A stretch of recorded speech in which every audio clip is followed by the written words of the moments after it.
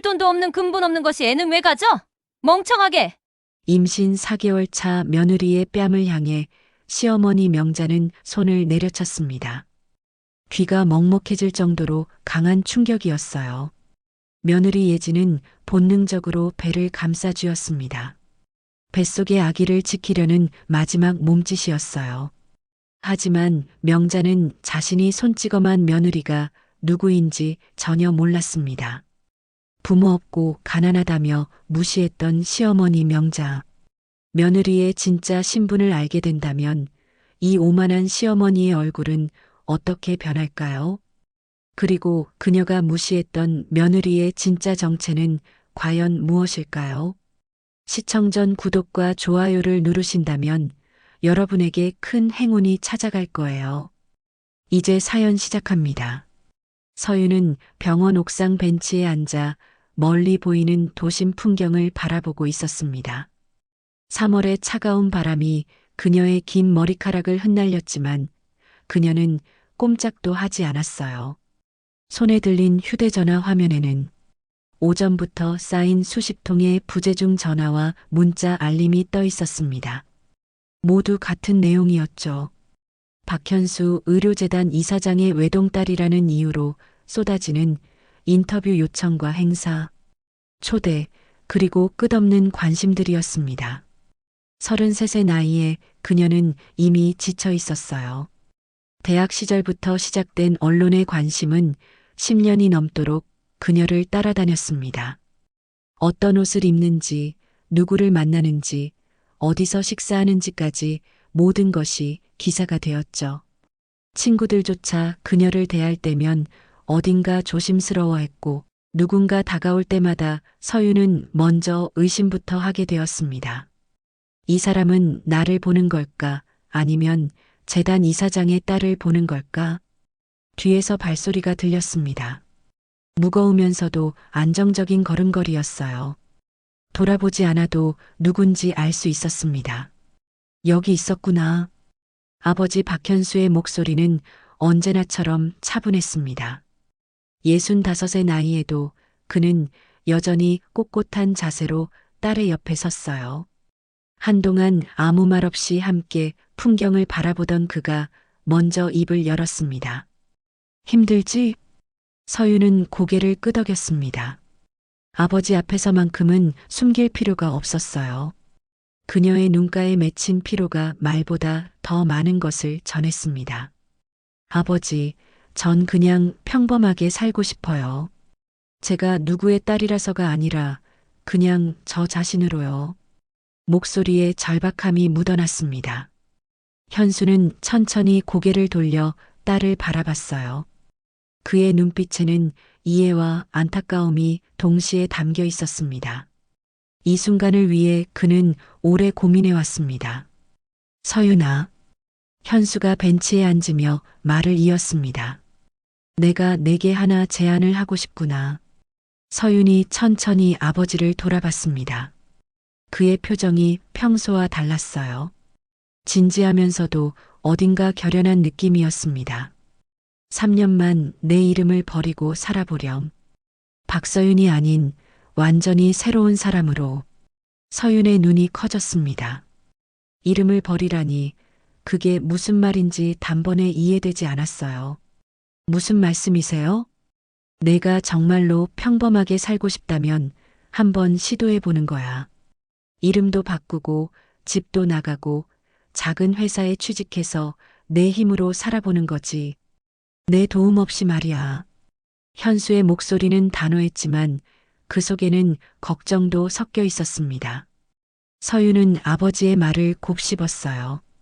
이름을 버린다는 것. 그것은 지금껏 자신을 따라다니던 모든 것을 내려놓는다는 의미였습니다.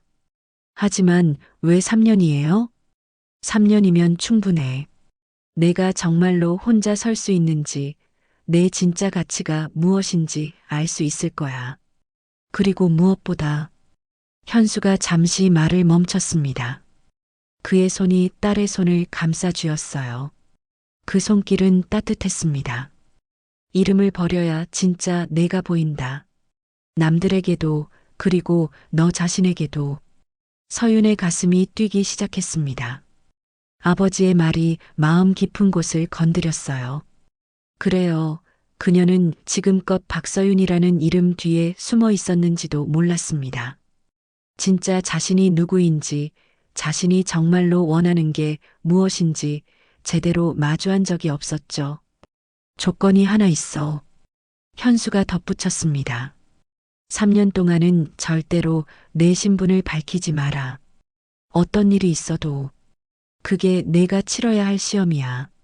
누군가 너를 무시하고 업신여기고 힘들게 해도 참아야 해.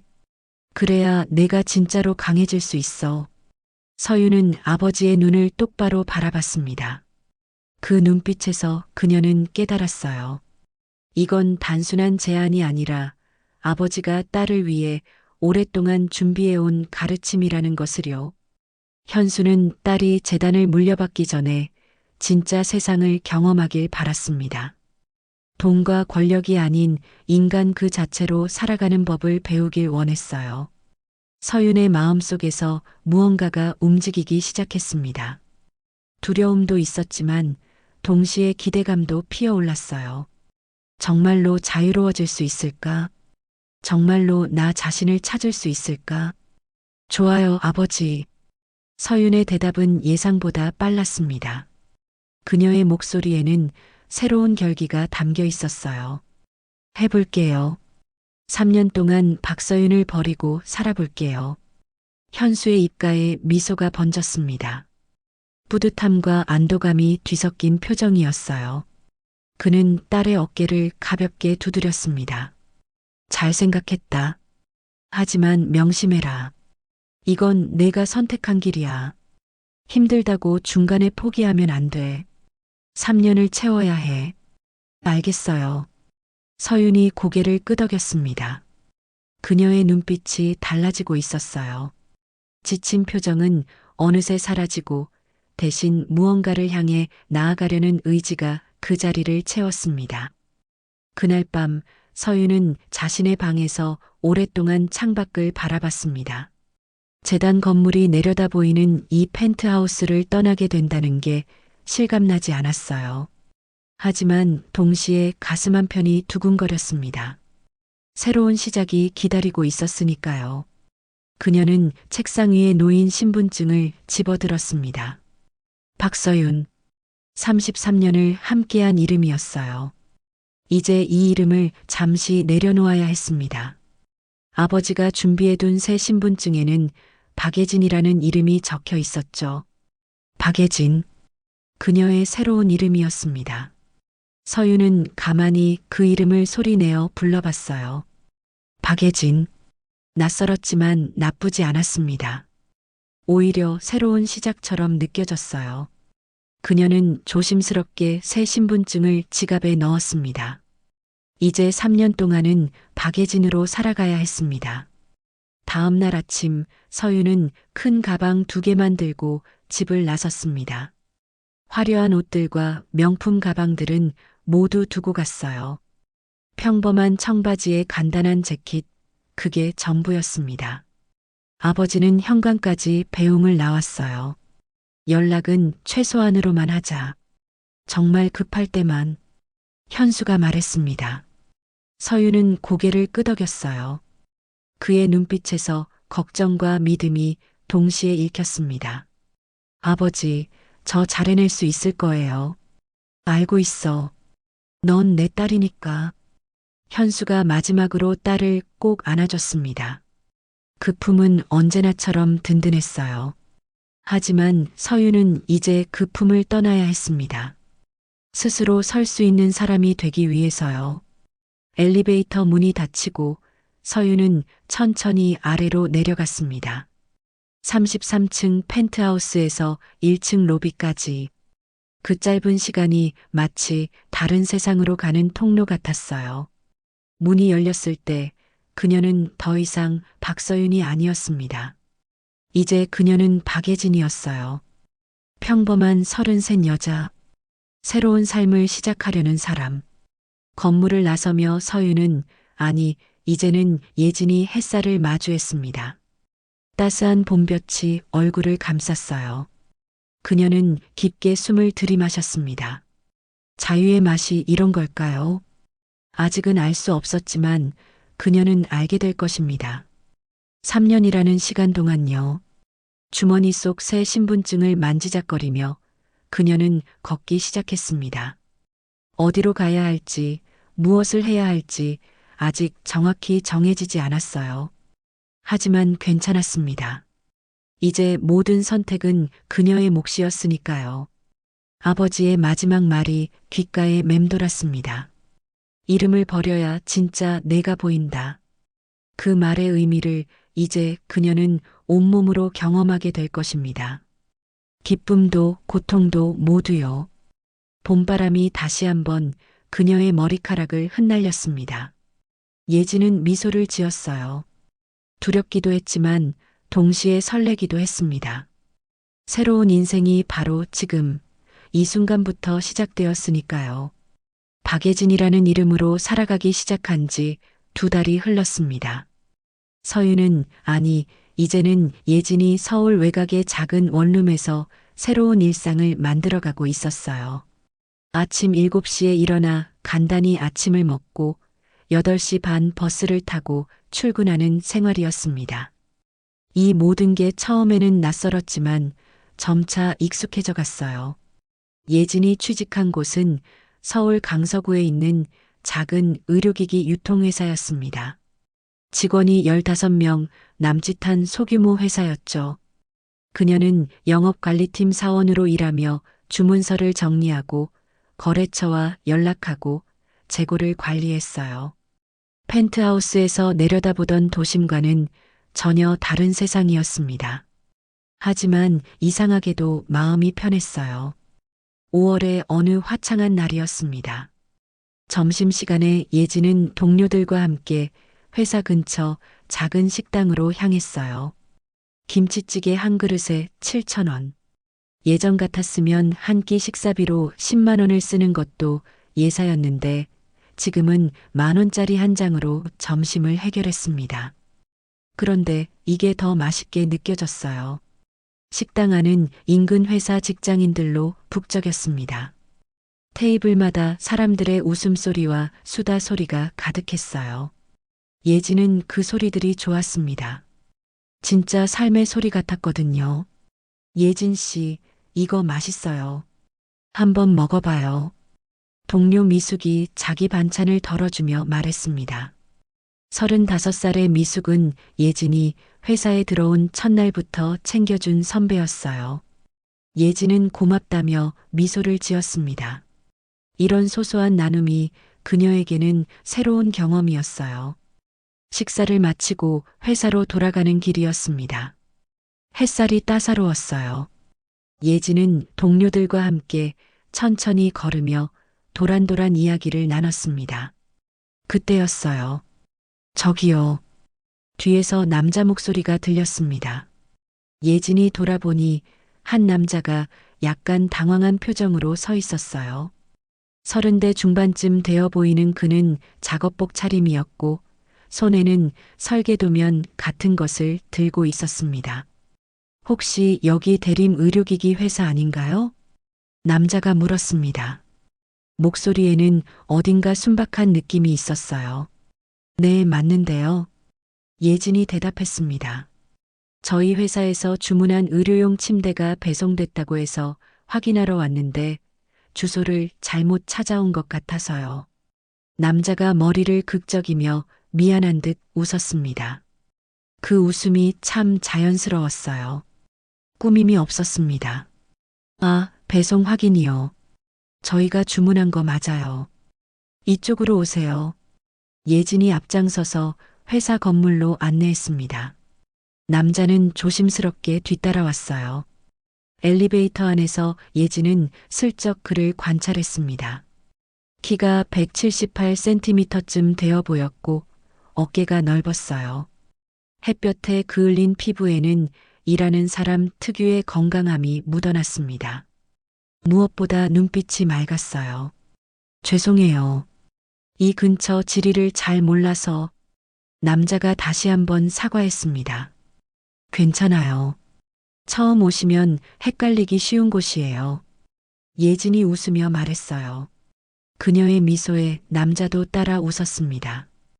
회사에 도착해서 배송 확인을 마친 후 남자는 명함을 꺼내 예진에게 건넸어요.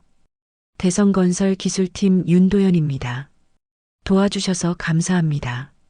예진은 명함을 받아들었습니다. 윤도현. 이름이 단정했어요. 그녀도 자신의 명함을 건넸습니다. 박예진이에요. 영업관리팀에서 일하고 있어요.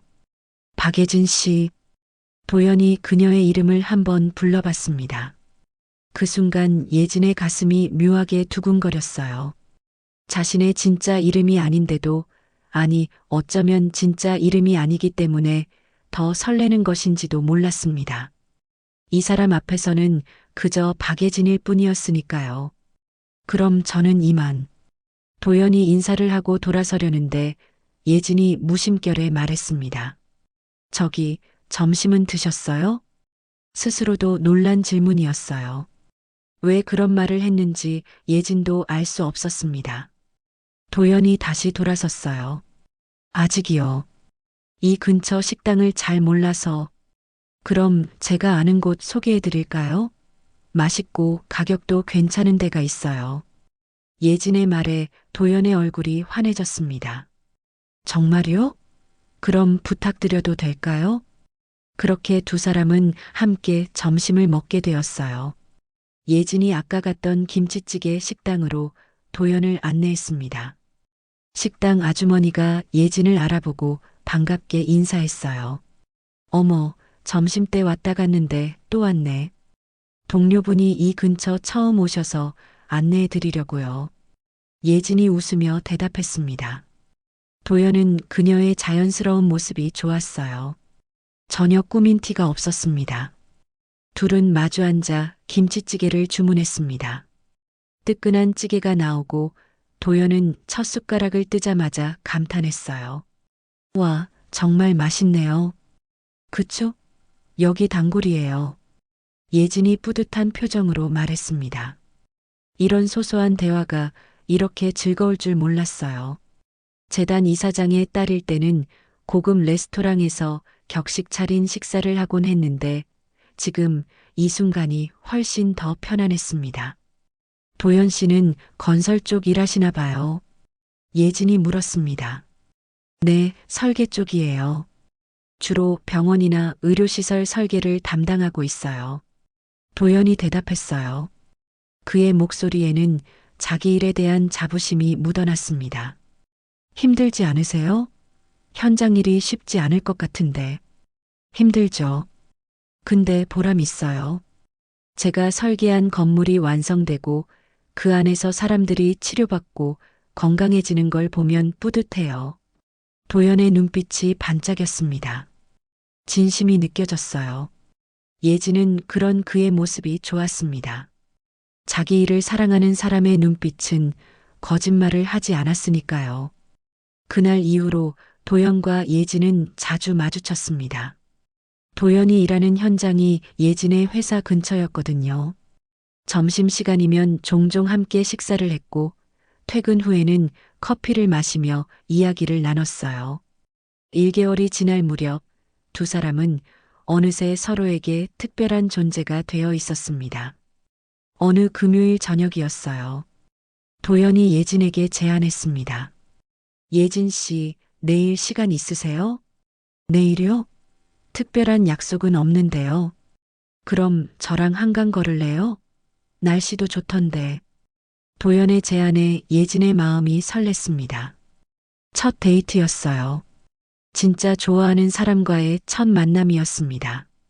예전에 만났던 남자들은 모두 박서윤을 봤지만 도연은 박예진을 보고 있었으니까요.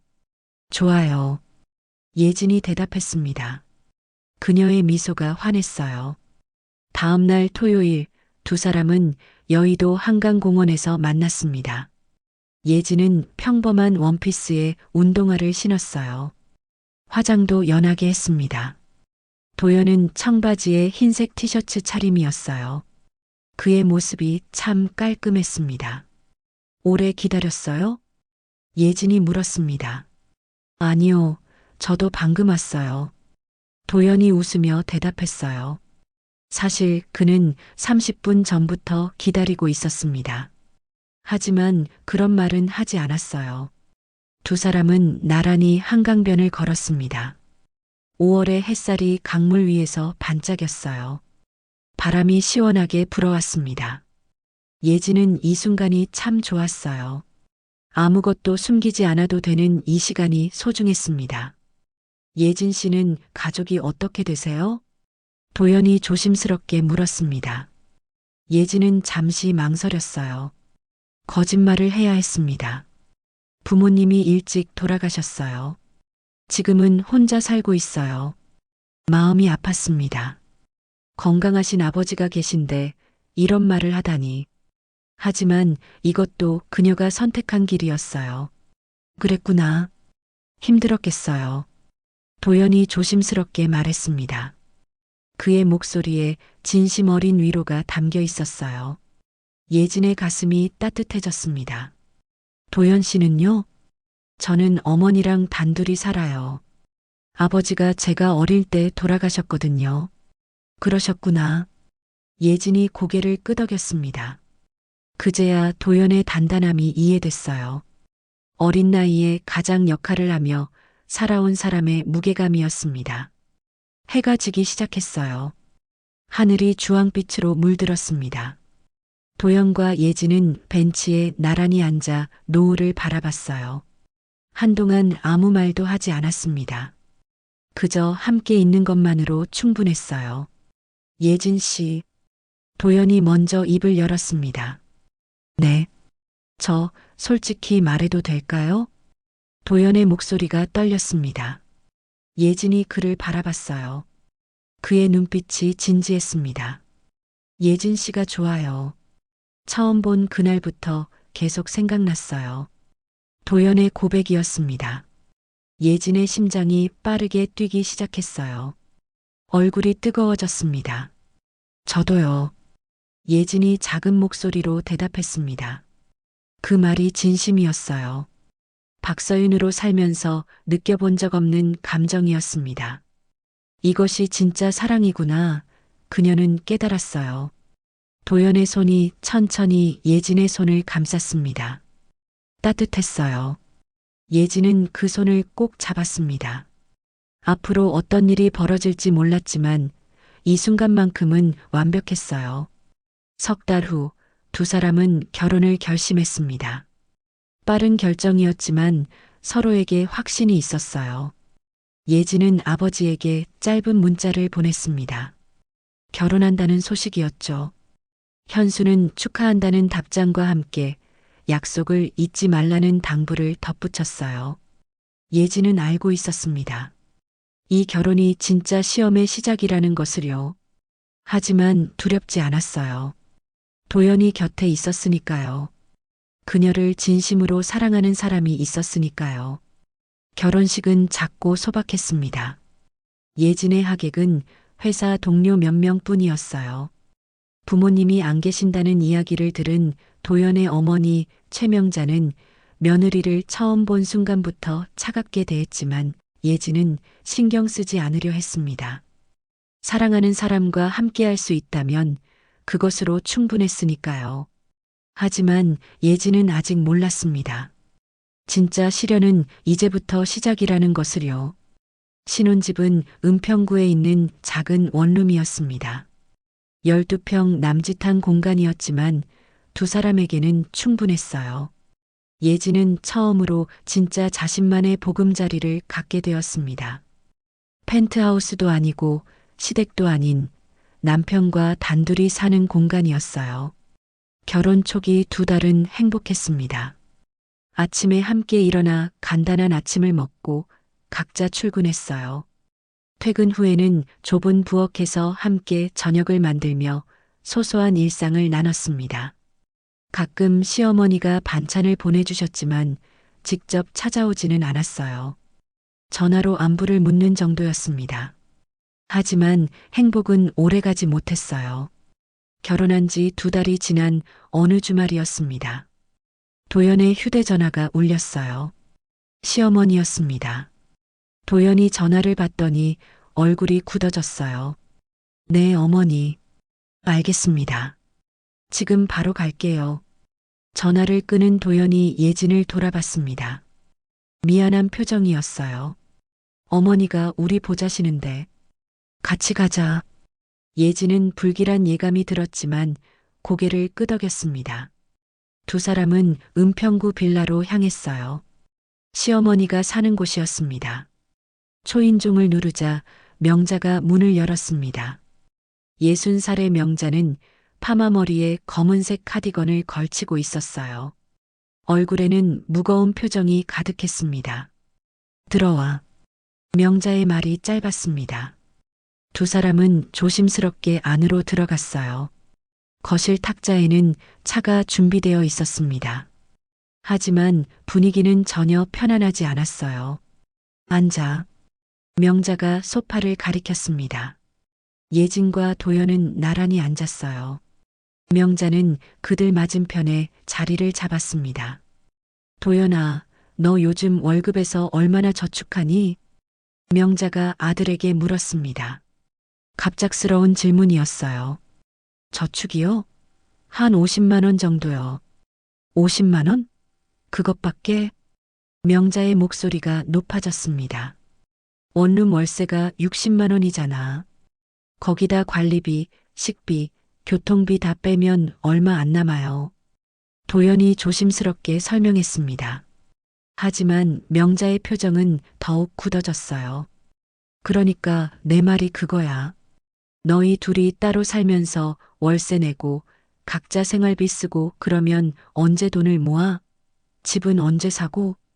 명자가 탁자를 툭 쳤습니다. 예진은 움찔했어요. 도연이 나이가 벌써 36이야. 이제 정신 차리고 돈 모아야지. 그런데 월세 60만 원씩 날리면 되겠어? 그래도 어머니 신혼인데. 도연이 말을 꺼냈지만 명자가 손을 들어 막았습니다. 신혼이 뭐가 중요해. 현실을 봐야지. 내가 혼자 사는 집이 비어 있는데 너희가 들어오면 되잖아. 방도 2개야. 월세도 안 내도 되고. 순간 침묵이 흘렀습니다. 예진은 남편의 얼굴을 슬쩍 쳐다봤어요. 도연의 표정이 복잡했습니다. 어머니, 그건 좀. 뭐가 좀? 돈 아끼는 게 나쁜 거야? 너희 둘 다 월급쟁이인데 언제 목돈 만들려고 그래? 명자의 말이 계속됐습니다. 예진은 가슴이 답답해졌어요. 시어머니와 함께 산다는 것. 생각만 해도 숨이 막혔습니다. 예진이 생각은 어때? 명자가 갑자기 며느리를 쳐다봤습니다. 날카로운 시선이었어요. 그건. 예진이 말을 더듬었습니다. 뭐라고 대답해야 할지 몰랐어요. 너도 같이 사는 게 좋지 않겠어? 월세 60만 원이면 1년에 720만 원이야. 그 돈이면 목돈 되는 거야. 명자의 논리는 명확했습니다. 틀린 말도 아니었어요. 실제로 월세는 부담이었습니다. 예진의 월급 230만 원과 도연의 월급 300만 원을 합쳐도 생활비를 빼면 저축할 돈이 많지 않았어요. 어머님 말씀이 맞긴 한데 도연이 조심스럽게 말했습니다. 맞긴 한 게 아니라 맞는 거지. 그리고 내가 혼자 사는 것도 외로워. 너희가 오면 좋지. 명자가 덧붙였습니다. 하지만 그 말에는 외로움보다 며느리를 관리하고 싶다는 의도가 더 크게 느껴졌어요. 집으로 돌아오는 길, 차 안은 조용했습니다. 도연이 먼저 입을 열었어요. 미안해. 어머니가 갑자기 저런 말씀을 하실 줄 몰랐어. 괜찮아. 예진이 고개를 저었습니다. 괜찮지 않아. 나도 신혼집에서 우리끼리 살고 싶은데. 도연의 목소리에 답답함이 묻어났습니다. 하지만 어머님 말씀도 일리가 있어. 우리 형편의 월세가 부담인 건 사실이잖아. 예진이 말했습니다. 진심이었어요. 박서윤이었다면 돈 걱정 같은 건 하지 않았겠지만 지금은 박예진이었습니다. 230만 원으로 살아가는 평범한 직장인이었어요. 그래도 어머님과 같이 살면 되잖아. 잠깐만. 돈 좀 모으고. 예진이 남편의 손을 잡았습니다. 도연은 아내를 바라봤어요. 미안함과 고마움이 뒤섞인 표정이었습니다. 정말 괜찮아? 응. 우리 힘을 합치면 돼. 예진이 웃으며 말했습니다. 하지만 그 미소 뒤에는 불안함이 숨어 있었어요. 일주일 후 두 사람은 짐을 싸서 시댁으로 이사했습니다. 12평 원룸에서의 짧은 신혼생활이 끝나는 순간이었어요. 예진은 마지막으로 빈 방을 둘러봤습니다. 행복했던 두 달이 스쳐 지나갔어요. 가자. 도연이 예진의 손을 잡았습니다. 예진은 고개를 끄덕이고 문을 닫았어요. 시댁 빌라 2층 현관문 앞에 섰습니다. 도연이 초인종을 눌렀어요. 문이 열리고 명자가 나타났습니다. 왔구나. 들어와. 명자의 말투는 여전히 무뚝뚝했습니다. 환영하는 느낌이 아니었어요. 어머님 잘 부탁드립니다. 예진이 공손하게 인사했습니다. 하지만 명자는 짧게 고개만 끄덕였어요. 집안은 생각보다 좁았습니다. 거실과 부엌이 하나로 연결된 구조였고 방이 2개 있었어요. 명자가 작은 방 하나를 가리켰습니다. 너희 방은 저기야. 짐 풀어. 6평도 채 안 되는 방이었습니다. 원룸보다 작았어요. 예진은 실망감이 밀려왔지만 내색하지 않았습니다. 짐을 풀고 거실로 나왔습니다. 명자가 소파에 앉아 있었어요. 텔레비전을 보는 척했지만 실은 며느리를 관찰하고 있었습니다. 예진아, 우리 집 규칙을 알려줄게. 명자가 텔레비전을 끄며 말했습니다. 네, 어머님. 아침은 6시 반까지 준비해야 돼. 우리 도연이가 7시 반에 출근하거든. 그리고 저녁은 내가 준비하는 거야. 나는 낮에 일하느라 힘드니까. 명자의 말이 이어졌습니다. 설거지도 내가 하고 청소도 내가 해. 젊은 사람이 움직여야지. 알겠지? 네, 어머님. 예진이 대답했습니다. 목소리는 차분했지만 마음은 무거웠어요. 그리고 또 명자가 며느리를 똑바로 쳐다봤습니다. 우리 집은 어른이 먼저 수저를 들기 전엔 먹으면 안 돼. 그리고 밤에 늦게까지 텔레비전 보거나 시끄럽게 하지 마. 나는 잠이 없어서. 규칙이 계속 쏟아졌습니다. 예진은 그저 고개를 끄덕이며 들었어요. 남편은 옆에서 불편한 표정으로 서 있을 뿐이었습니다. 첫날 저녁이었습니다. 예진은 부엌에서 저녁을 준비했어요. 명자가 옆에 서서 지켜봤습니다. 된장찌개는 멸치 육수를 먼저 내야지. 그냥 물에 된장만 풀면 맛이 없어. 김치는 왜 그렇게 많이 넣어? 짜지게. 불은 너무 세. 중불로 해야 돼. 끊임없는 지적이 이어졌습니다. 예진은 참으며 하나하나 고쳐나갔어요. 손이 떨렸습니다. 식사 시간이었습니다. 상을 차리고 명자가 먼저 수저를 들었어요. 그제야 예진과 도연이 먹기 시작했습니다. 밥을 먹는 동안에도 명자의 시선이 며느리를 향했어요.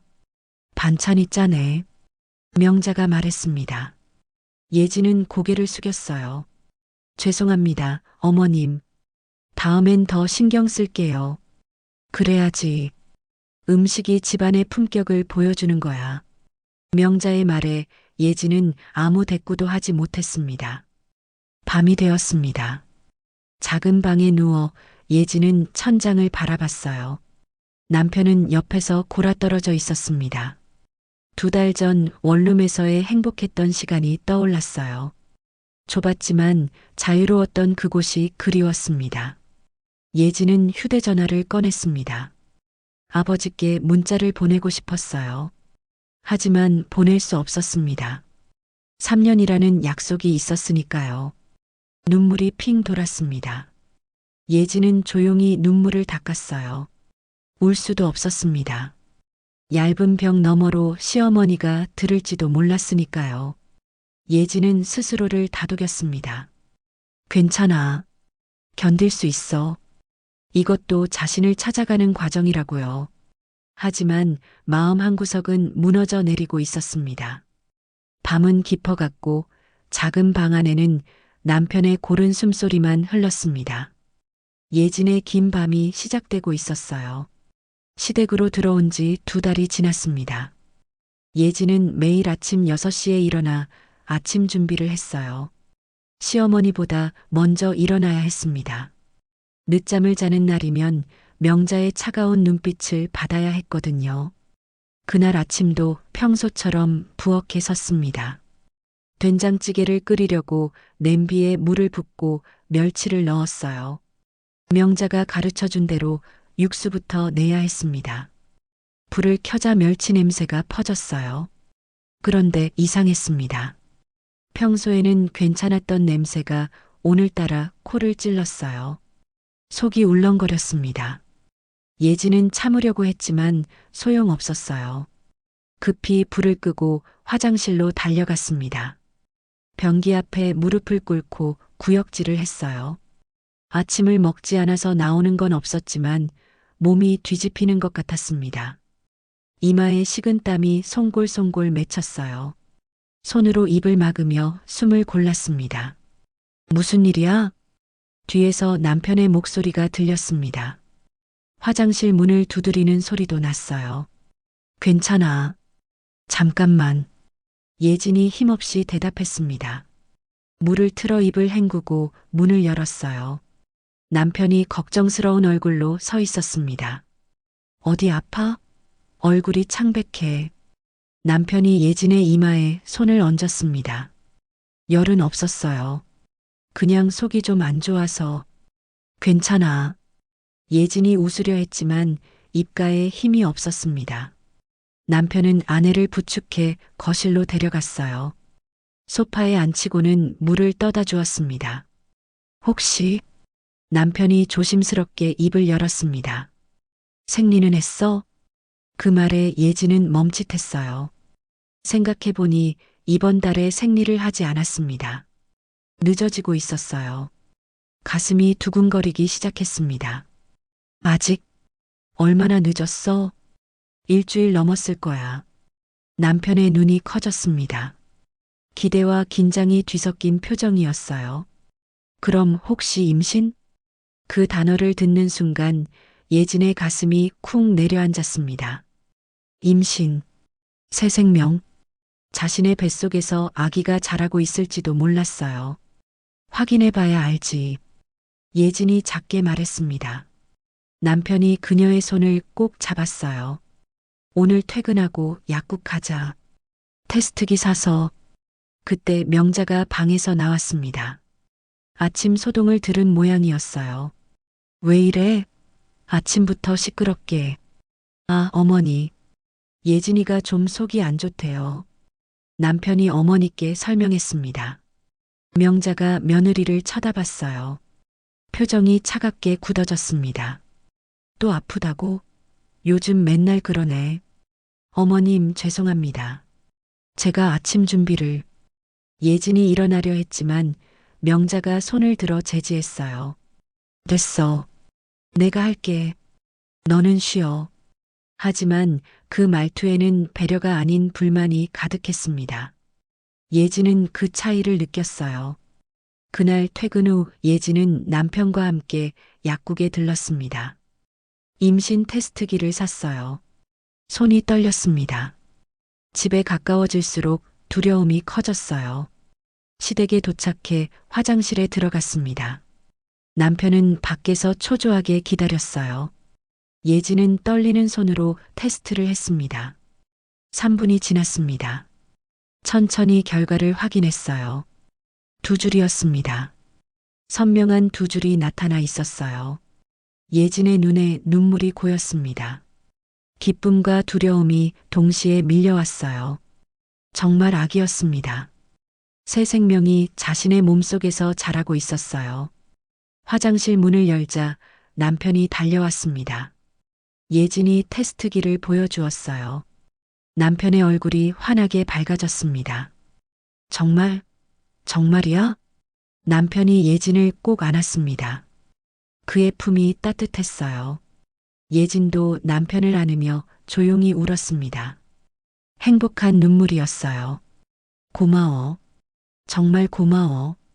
남편이 예진의 귓가에 속삭였습니다. 목소리가 떨리고 있었어요. 두 사람은 한참을 그렇게 안고 있었습니다. 하지만 그 행복은 짧았어요. 저녁 식사 시간이 되었습니다. 명자가 상을 차리고 있었어요. 예진과 남편이 식탁에 앉았습니다. 예진은 남편을 쳐다봤어요. 말해야 할까요? 남편이 고개를 끄덕였습니다. 용기를 내라는 의미였어요. 식사가 시작되고 얼마 지나지 않아 예진이 젓가락을 내려놓았습니다. 심호흡을 하고 입을 열었어요. 어머님, 말씀드릴 게 있어요. 명자가 숟가락을 놓고 며느리를 쳐다봤습니다. 그 눈빛이 날카로웠어요. 뭔데? 저 아기가 생겼어요. 예진의 목소리는 떨렸지만 분명했습니다. 남편도 어머니를 바라봤어요. 기쁜 소식이라고 생각했습니다. 하지만 명자의 얼굴이 굳어졌어요. 미간이 깊게 찌푸려졌습니다. 입술이 굳게 다물어졌어요. 뭐라고? 아기가 생겼다고요, 어머님. 예진이 다시 한번 말했습니다. 이번에는 목소리가 더 작았어요.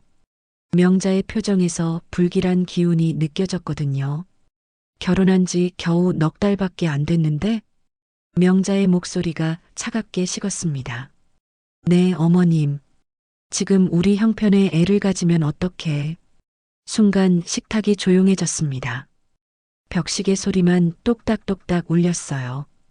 예진은 숨이 막혔습니다. 어머니, 그래도 좋은 일 아닙니까?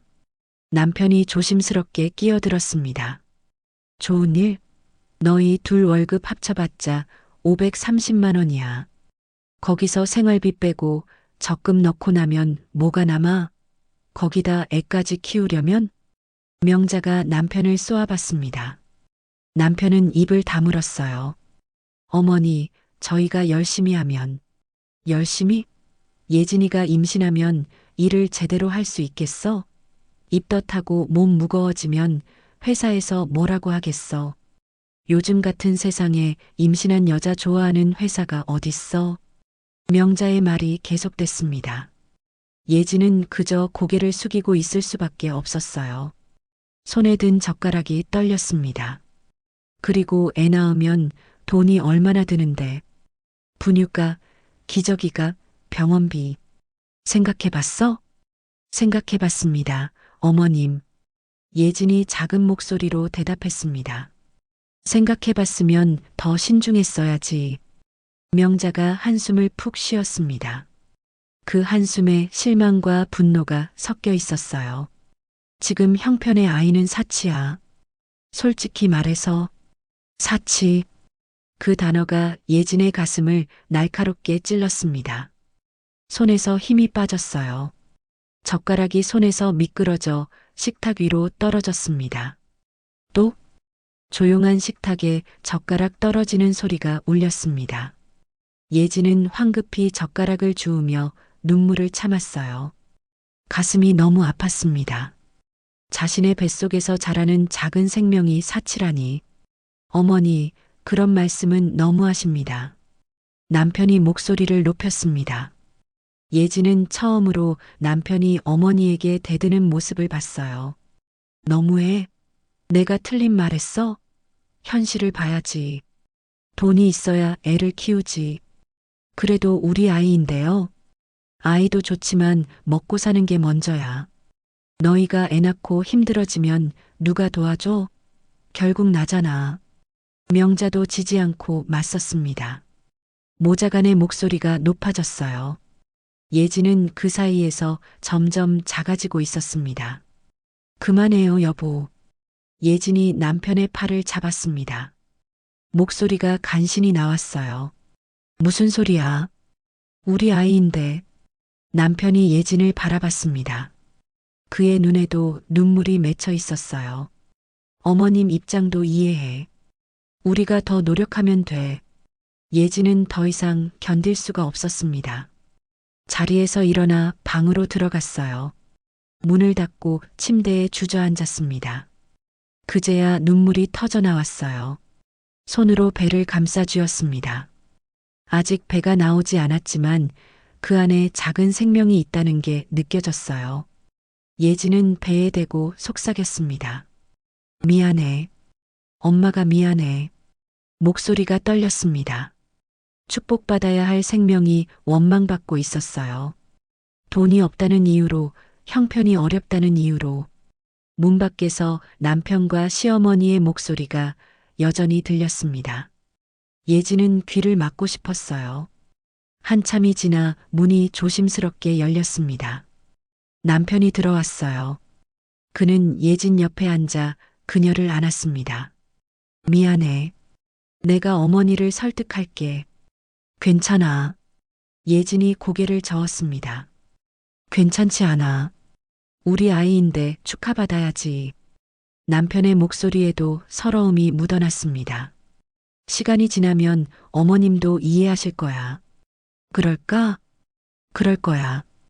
아기가 태어나면 분명 좋아하실 거야. 남편이 예진의 머리를 쓰다듬었습니다. 하지만 그의 손길에서도 확신이 느껴지지 않았어요. 그날 밤 예진은 잠을 이룰 수 없었습니다. 배를 계속 쓰다듬으며 아기에게 말을 걸었어요. 엄마가 너를 지킬게. 누가 뭐래도 너는 축복이야. 작은 다짐이었습니다. 예진은 이 아이를 꼭 지키겠다고 마음먹었어요. 시어머니가 뭐라고 하든 형편이 어렵든 이 아이만은 포기할 수 없었습니다. 창밖으로 달빛이 들어왔습니다.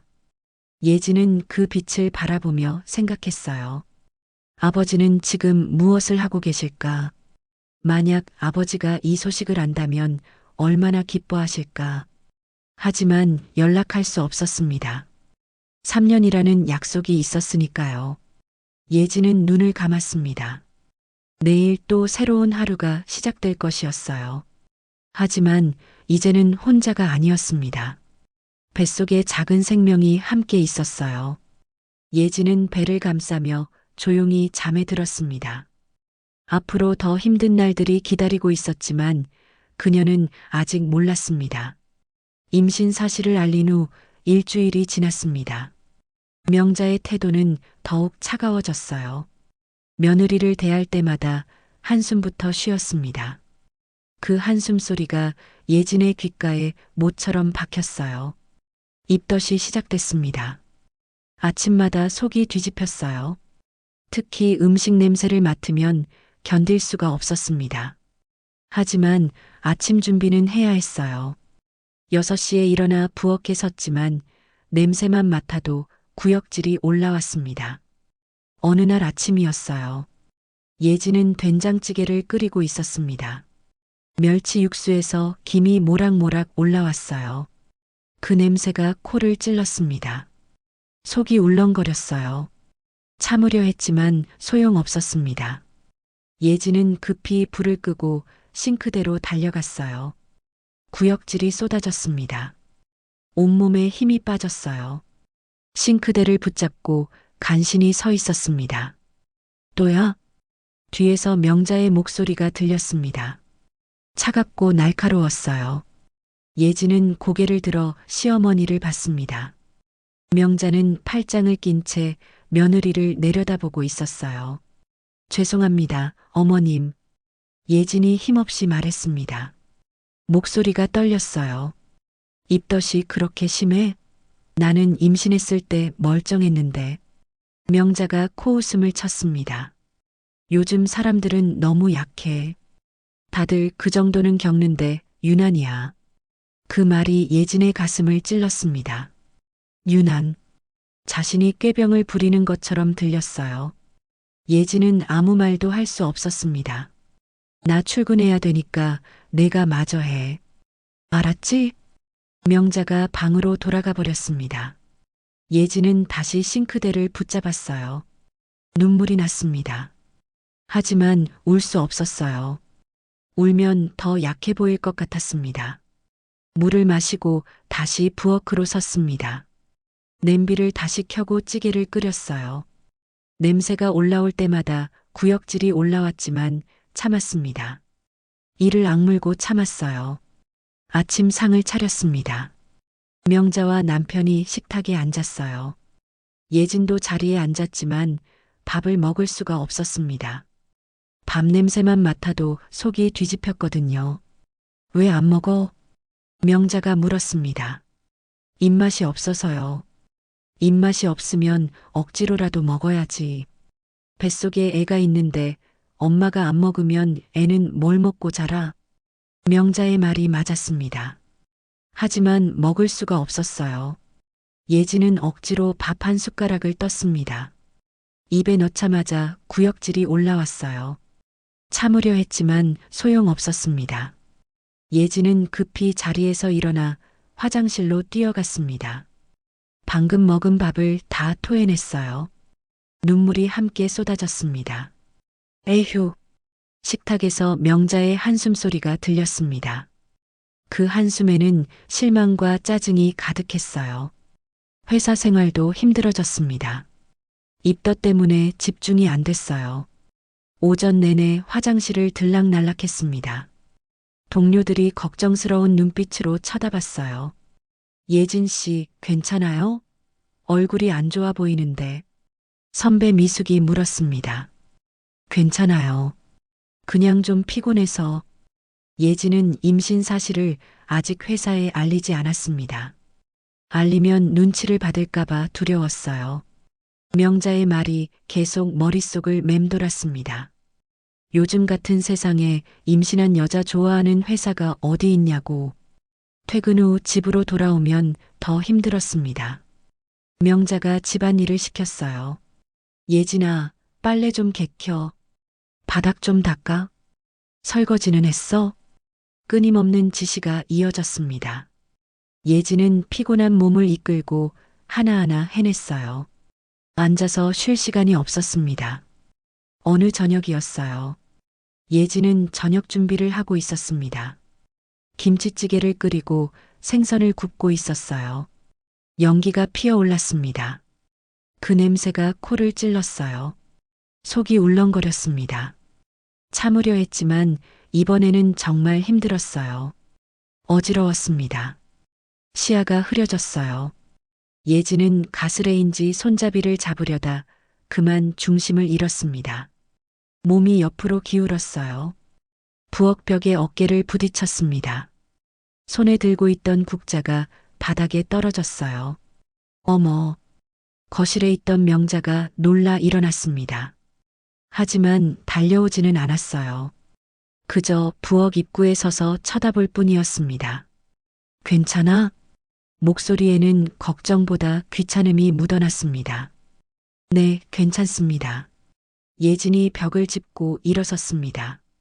어깨가 욱신거렸어요. 하지만 내색하지 않았습니다. 조심해야지. 괜히 다치면 병원비만 나가. 명자가 다시 거실로 돌아갔습니다. 예진은 바닥에 떨어진 국자를 주었어요. 손이 떨렸습니다. 그날 밤 예진은 남편에게 말했습니다. 여보, 나 너무 힘들어. 남편이 아내를 안았어요. 예진의 몸이 예전보다 말랐습니다. 제대로 먹지 못해서였어요. 미안해. 내가 어머니한테 말할게. 아니야. 괜찮아. 예진이 고개를 저었습니다. 괜찮지 않아. 넌 임신했잖아. 쉬어야 돼. 어머님이 날 어떻게 보실까봐 그래. 예진의 목소리가 떨렸습니다. 이미 나한테 실망하셨잖아. 형편도 안 되는데 애를 가졌다고. 거기다 집안일도 제대로 못하면 더 미움받을 것 같아. 남편은 아무 말도 할 수 없었습니다. 어머니의 태도를 모르는 게 아니었어요. 하지만 어떻게 해야 할지 몰랐습니다. 조금만 참아. 입덧이 지나면 나아질 거야. 남편이 예진의 등을 쓰다듬었습니다. 하지만 그 위로가 예진에게는 공허하게 들렸어요. 임신 3개월이 되었습니다. 입덧은 더 심해졌어요. 아침마다 토했습니다.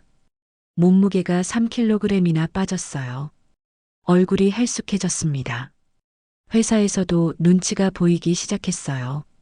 자주 화장실에 가고 집중력이 떨어지니까요. 상사가 예진을 불렀습니다. 박 대리, 요즘 컨디션이 안 좋아 보이는데. 죄송합니다. 좀 피곤해서요. 혹시 어디 아픈 거 아니야? 병원은 가봤어? 상사의 눈빛이 의심스러웠습니다. 예진은 고개를 저었어요. 괜찮습니다. 조심하겠습니다. 하지만 상사의 표정은 밝지 않았어요. 예진은 불안했습니다. 이러다 정말 잘리는 건 아닐까? 집에 돌아오면 명자가 기다리고 있었습니다. 오늘도 늦었네. 요즘 자주 늦더라. 죄송합니다, 어머님. 일이 좀 밀려서요. 일이 밀리면 빨리 끝내고 와야지. 저녁 준비는 누가 해? 예진은 가방을 내려놓고 바로 부엌으로 갔습니다. 쉴 틈도 없이 저녁을 준비했어요. 온몸이 무거웠습니다. 저녁 식사 시간이었습니다. 상을 차리고 앉았어요. 명자가 반찬을 집어먹더니 얼굴을 찌푸렸습니다. 이게 뭐야? 짜네. 죄송합니다. 요즘 음식 맛이 자꾸 이상해. 제대로 신경 쓰는 거 맞아? 신경 쓰고 있습니다. 그래. 그런데 왜 맛이 이래? 명자가 젓가락을 탁 내려놓았습니다. 예진은 고개를 숙였어요. 눈물이 날 것 같았지만 참았습니다. 남편이 옆에서 예진의 손을 잡았어요. 조용한 위로였습니다. 하지만 그것만으로는 부족했어요. 그날 밤 예진은 화장실에 앉아 울었습니다. 소리 없이 흐느꼈어요. 몸도 마음도 너무 힘들었습니다. 뱃속에 아기가 있다는 게 기쁘지만 동시에 무거웠어요. 배를 쓰다듬으며 속삭였습니다. 미안해, 아가야. 엄마가 너를 제대로 돌보지 못하고 있어. 눈물이 멈추지 않았습니다. 예진은 한참을 그렇게 앉아 있었어요. 문득 아버지가 생각났습니다. 만약 지금 아버지에게 연락하면 어떻게 될까? 아버지는 달려와 자신을 안아줄까? 하지만 연락할 수 없었어요. 3년이라는 약속을 지켜야 했습니다. 예진은 휴지로 눈물을 닦았습니다. 일어서서 거울을 봤어요. 헬쑥하고 지친 얼굴이었습니다. 이게 자신의 모습인가 싶었어요. 하지만 포기할 수 없었습니다. 뱃속의 아기를 위해서라도 견뎌야 했어요. 예진은 깊게 숨을 들이마셨습니다. 할 수 있어. 조금만 더 견디면 돼. 스스로를 다독이며 화장실 문을 열었습니다. 내일 또 새로운 하루가 시작될 것이었어요. 더 힘들 수도 있었습니다. 하지만 예진은 계속 걸어가야 했어요. 작은 방으로 돌아왔습니다. 남편이 잠들어 있었어요. 예진은 조용히 침대에 누웠습니다.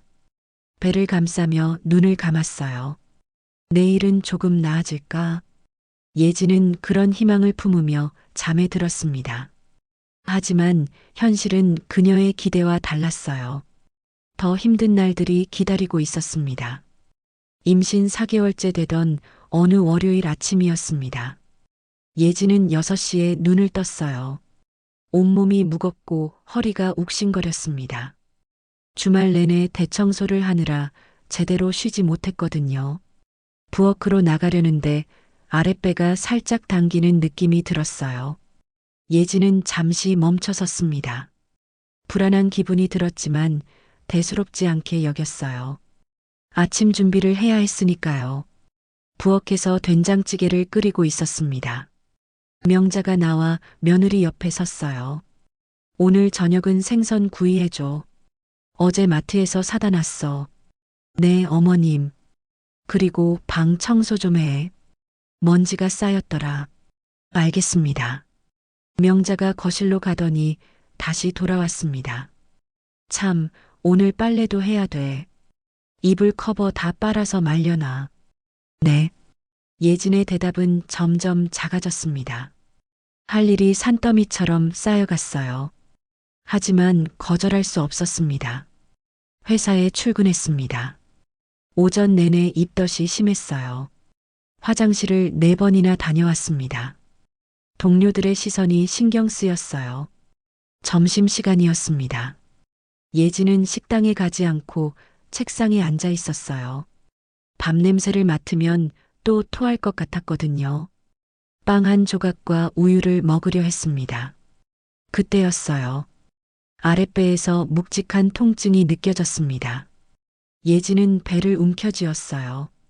숨이 막혔습니다. 예진 씨, 괜찮아요? 옆자리 동료가 물었습니다. 네, 괜찮아요. 하지만 괜찮지 않았어요. 통증이 점점 심해졌습니다.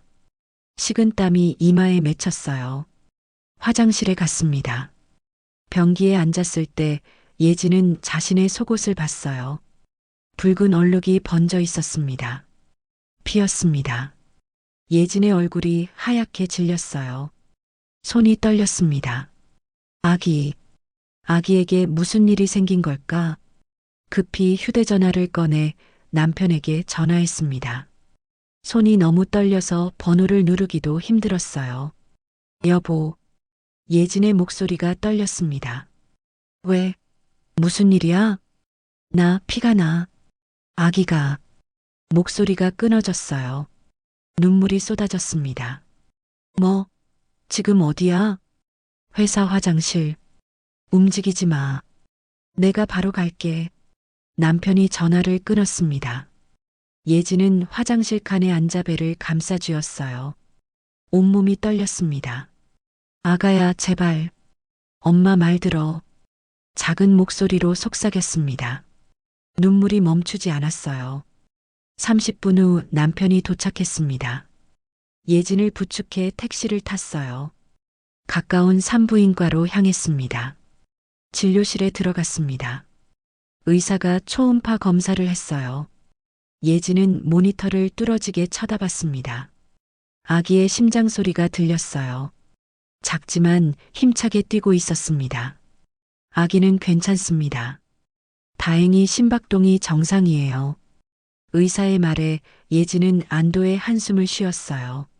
하지만 의사의 표정이 밝지 않았습니다. 하지만 출혈이 있었고 자궁 경부가 약간 열려 있어요. 유산 위험이 있습니다. 유산. 그 단어를 듣는 순간 예진의 심장이 멎는 것 같았어요. 스트레스가 많으셨나요? 무거운 것을 들거나 무리한 일을 하셨나요? 의사가 물었습니다. 집안일을 좀 했어요. 예진이 작게 대답했습니다. 임신 초기에는 절대 무리하시면 안 됩니다. 특히 출혈이 있었으니 더욱 조심하셔야 해요. 의사가 처방전을 썼습니다. 일주일은 절대 안정하세요. 집에서 누워 계시고 화장실 갈 때만 일어나세요. 일은 당분간 쉬시는 게 좋겠어요. 네, 선생님. 예진이 고개를 끄덕였습니다. 남편이 그녀의 손을 꼭 잡았어요. 집으로 돌아왔습니다. 명자가 거실에 있었어요. 낮에 일하러 나갔다가 일찍 들어온 모양이었습니다. 왜 이렇게 일찍 와? 명자가 물었습니다. 예진의 창백한 얼굴을 보고도 걱정하는 기색이 없었어요. 어머니, 예진이가 병원에 다녀왔어요. 출혈이 있었대요. 남편이 설명했습니다. 출혈? 명자의 눈빛이 날카로워졌습니다. 의사 선생님이 일주일간 절대 안정하래요. 일도 쉬고 집에서 쉬어야 한대요. 절대 안정? 명자가 코웃음을 쳤습니다. 그렇게까지 해야 돼? 나는 임신했을 때 농사일도 했는데. 어머니, 요즘이랑 옛날이랑 다르잖아요. 의사가 안정하라고 했어요. 남편이 조심스럽게 말했습니다. 다르긴 뭐가 달라. 사람 몸은 다 똑같아. 명자가 며느리를 쳐다봤습니다. 그 눈빛에는 동정심이라고는 찾아볼 수 없었어요. 그래, 쉬어. 대신 저녁은 해야 돼. 누워서 할 수 있는 일도 있잖아. 어머니, 남편이 항의하려 했지만 명자가 손을 들어 막았습니다. 우리도 먹고 살아야지. 예진이만 생각할 수 없어. 예진은 아무 말도 하지 못했어요. 방으로 들어가 침대에 누웠습니다. 배를 감싸며 눈물을 흘렸어요. 저녁 시간이 다가왔습니다. 예진은 일어나지 않았어요. 의사가 절대 안정을 강조했거든요. 하지만 부엌에서 아무 소리도 들리지 않았습니다. 6시가 되었습니다. 명자가 방문을 벌컥 열었어요. 예진아, 저녁은? 어머님, 의사가 누워 있으래요. 그래도 밥은 먹어야 되잖아. 나보고 굶으라고? 명자의 목소리가 높아졌습니다. 제가 할게요. 남편이 나섰습니다. 너는 요리를 할 줄이나 알아? 명자가 아들을 쏘아봤습니다. 배우면 되죠. 에휴, 답답해. 명자가 부엌으로 가버렸습니다. 그녀는 요란하게 냄비를 꺼내고 칼질을 하기 시작했어요. 일부러 큰 소리를 내는 것 같았습니다. 자식 하나 낳는데 이렇게 유난 떨면 나중에 어떡하려고. 명자의 혼잣말이 방 안까지 들렸습니다. 예진은 이불을 머리까지 끌어올렸어요. 귀를 막고 싶었습니다. 다음 날 아침이었습니다. 예진은 여전히 누워 있었어요. 몸을 움직이기가 무서웠습니다. 아기를 지켜야 했으니까요. 명자가 출근 준비를 하고 있었습니다. 방문을 열더니 며느리를 내려다봤어요. 오늘 빨래 쌓였는데 어떡할 거야? 죄송합니다, 어머님. 죄송하다고 빨래가 저절로 돼? 명자의 말이 칼처럼 날카로웠습니다. 도연이가 퇴근하고 할게요. 남편이 끼어들었습니다. 남자가 무슨 빨래를 해? 에휴. 명자가 한숨을 푹 쉬며 현관문을 나갔습니다. 쾅 하는 소리가 울렸어요. 남편이 방으로 들어왔습니다. 예진을 내려다보는 그의 얼굴에 미안함이 가득했어요. 미안해. 내가 어머니를 잘 설득할게. 괜찮아. 예진이 고개를 저었습니다. 하지만 괜찮지 않았어요. 사흘이 지났습니다. 예진은 최대한 누워 지냈어요. 화장실 갈 때만 일어났습니다.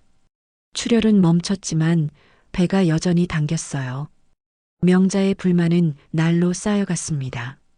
집안이 지저분해졌다고, 빨래가 쌓였다고, 저녁 준비가 늦는다고 매일 불평했어요.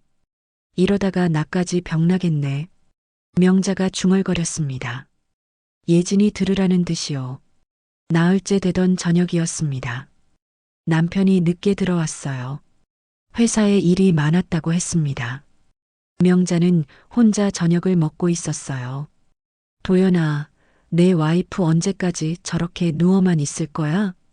명자가 아들에게 물었습니다. 의사가 일주일 안정하래요. 일주일이면 이제 사흘 남았네. 그럼 그때부터는 제대로 하는 거지? 어머니, 예진이 몸 상태 봐가면서 해야죠. 몸 상태? 임신한 사람이 한두 명이야? 다들 일하면서 애 낳아. 유별나게. 명자가 젓가락을 탁 내려놓았습니다.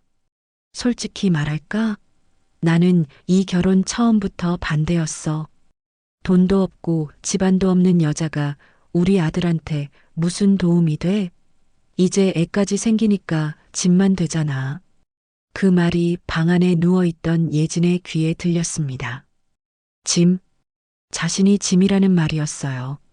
예진은 이불을 움켜쥐었습니다. 눈물이 흘러내렸어요. 소리 없이 울었습니다. 어머니, 그런 말씀하지 마세요. 남편의 목소리가 떨렸습니다. 왜? 틀린 말했어? 내가 생각해봐. 예진이가 우리 집에 온 다음에 뭐가 나아졌어? 월세는 안 내도 되지만 식구가 하나 늘었잖아. 이제 애까지 생기면 돈은 더 들고. 어머니, 그리고 지금 봐. 누워만 있고 아무것도 안 하잖아. 나보고 다 하라는 거야? 내 나이가 몇인데. 명자의 목소리가 점점 높아졌습니다. 예진은 더 이상 참을 수 없었어요. 천천히 일어나 방문을 열었습니다. 거실로 나갔어요. 어머님, 예진의 목소리가 떨렸습니다. 명자와 남편이 그녀를 돌아봤어요. 죄송합니다. 제가 부족해서요. 예진의 눈에는 눈물이 가득했습니다. 부족한 걸 알면 제대로 하든지. 명자가 차갑게 말했습니다. 의사가 안정하라고 했잖아요. 남편이 아내 편을 들었습니다. 안정, 안정. 그 말만 하네. 옛날 사람들은 다 어떻게 살았어? 명자가 자리에서 일어섰습니다. 예진 앞으로 성큼성큼 다가왔어요. 얼굴이 붉게 상기되어 있었습니다. 내가 참고 참았어. 내가 우리 집에 온 이후로 얼마나 참았는데. 명자의 목소리가 떨렸습니다. 분노로 가득했어요. 어머님, 죄송합니다. 예진이 고개를 숙였습니다. 그런데 그 순간이었어요. 죄송하다고 다야? 명자의 손이 번쩍 올라갔습니다. 그리고 당, 예진의 뺨을 향해 내려쳤어요. 귀가 먹먹해질 정도로 강한 충격이었습니다. 예진의 고개가 옆으로 돌아갔어요. 뺨이 화끈거렸습니다. 어머니, 남편이 소리치며 달려들었습니다. 명자와 예진 사이에 섰어요. 왜 때려요? 예진이가 임신했는데. 때릴만 하니까 때렸지. 아무것도 안 하고 집에서 놀기만 하면서 며느리 노릇을 해? 명자도 소리쳤습니다. 그녀의 손도 떨리고 있었어요. 예진은 뺨을 감싸 쥔 채 그 자리에 얼어붙어 있었습니다. 귓전이 울렸어요. 충격보다 모욕감이 더 컸습니다. 임신한 며느리를 때리다니. 지금 당장 사과하세요. 남편이 어머니에게 소리쳤습니다. 이렇게 목소리를 높이는 건 처음이었어요. 사과? 내가 내 와이프 제대로 단속 못해서 이렇게 된 거야. 명자가 아들을 밀쳤습니다. 예진아, 내가 분명히 말하는데 일주일 지나면 제대로 해. 알았지? 더 이상은 참을 수 없어. 그 말을 남기고 명자는 자기 방으로 들어가 버렸습니다. 문이 쾅 닫혔어요. 예진은 그 자리에 서서 몸이 흔들렸습니다. 남편이 달려와 그녀를 부축했어요. 괜찮아? 응. 하지만 괜찮지 않았어요. 예진의 얼굴은 창백했습니다. 배를 감싼 손이 떨렸어요. 방으로 돌아와 다시 누웠습니다. 남편이 옆에 앉았어요. 미안해. 어머니한테 내가 다시 말할게. 아니야. 어머님 말씀도 틀리지 않았어. 나 때문에 힘드시잖아. 예진이 천장을 바라보며 말했습니다. 그래도 내가 아픈데. 나도 빨리 나아서 일하고 싶어. 하지만 아기가 무서워. 또 피가 나면 어떡해? 예진의 목소리가 떨렸습니다. 남편은 아무 말도 할 수 없었어요. 그저 아내의 손을 잡아줄 뿐이었습니다. 그날 밤 예진은 잠을 이룰 수 없었습니다.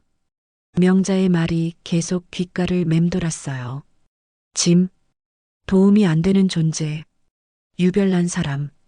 배를 쓰다듬으며 속삭였습니다. 아가야, 미안해. 엄마가 너를 제대로 지키지 못하고 있어. 눈물이 베개를 적셨습니다. 예진은 소리내어 울고 싶었지만 참았어요. 옆방에서 명자가 들을까 봐요. 일주일이 지나면 다시 일을 해야 했습니다. 하지만 몸은 아직 회복되지 않았어요. 그래도 해야 했습니다. 그렇지 않으면 더 미움받을 테니까요. 예진은 눈을 감았습니다. 어둠 속에서 아버지 얼굴이 떠올랐어요. 만약 아버지가 알면 얼마나 속상해 하실까. 하지만 말할 수 없었습니다. 3년이라는 약속이 있었으니까요. 긴 밤이 지나가고 있었습니다. 예진의 시련은 아직 끝나지 않았어요. 일주일간의 안정 기간이 끝났습니다. 예진은 다시 일어나 집안일을 시작해야 했어요. 의사는 더 쉬라고 했지만 명자의 눈치를 보니 그럴 수가 없었습니다. 그날 아침 예진은 6시에 일어나 부엌으로 향했어요. 몸이 여전히 무겁고 배가 당겼지만 참았습니다. 아침 준비를 하는 동안 명자가 나왔어요. 이제 좀 나은 거지? 명자의 말투는 여전히 차갑고 날카로웠습니다. 네, 어머님. 예진이 고개를 숙였습니다. 뺨을 맞았던 자리가 아직도 얼얼했어요. 며칠이 지났습니다. 예진은 다시 출근을 시작했어요. 회사에서도 집에서도 쉴 틈이 없었습니다. 몸은 점점 더 지쳐갔어요. 그러던 어느 날 저녁이었습니다. 도연이 퇴근하고 들어오더니 얼굴이 환했어요. 오랜만에 보는 밝은 표정이었습니다. 어머니, 예진아, 좋은 소식이 있어. 도연이 식탁에 앉으며 말했습니다. 무슨 소식인데? 명자가 물었습니다. 우리 회사가 박현수 의료재단 신축병원 협력사로 선정됐어. 순간 명자의 눈이 커졌습니다. 예진은 숨이 멎는 것 같았어요. 정말? 명자의 목소리가 떨렸습니다. 기대감으로 가득했어요. 응. 사장님이 나한테 이번 프로젝트 책임 맡으래.